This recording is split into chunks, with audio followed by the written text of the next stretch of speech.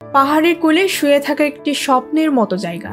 এখানে প্রতি বছর বসন্তের প্রথম রোশনি যখন পাহাড়ের সিঁড়ি বেয়ে আসে, তখন সবকিছু এক নতুন রূপে আবির্ভূত হয়। প্রকৃতির এক অদ্ভুত মধুর মিশ্রণ, যা মনের গভীরে এক নতুন অনুভূতির জন্ম দেয়। এই অঞ্চলের মানুষরা জানে বসন্ত শুধুমাত্র ঋতু পরিবর্তনের প্রতীক নয়, এটি তাদের জীবনের এক বিশেষ সময়। পাহাড়ে ফুল ফুটে, নদী শীতলতা ফিরে পায়, আর প্রতিটি প্রাণী নতুন করে যেন আমাদের প্রতি এক নতুন উপহার নিয়ে আসে।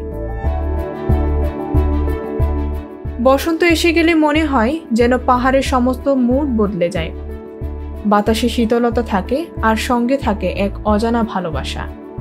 এই সময়টাতেই আমাদের প্রাণও যেন এক নতুন উৎসাহে পূর্ণ হয়। রাঙামাটির পাহাড়ে বসন্ত আসলে কেবল ফুলের আগমন নয়, বরং এটি একটি মানসিক পরিবর্তনের সময়। গ্রামবাসীদের মধ্যে নতুন উদ্যম, আনন্দ আর আশার সঞ্চার করে।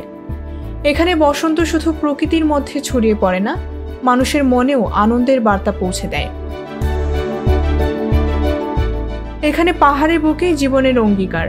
বসন্ত যখন আসে, তখন মনে হয় যেন সব কিছু নতুন করে জন্ম নেয়, নতুন করে প্রেমে পড়ার মতো। রাঙামাটির পাহাড়ে বসন্তের স্পর্শে জীবনও এক নতুন দিগন্তে পৌঁছে দেয়।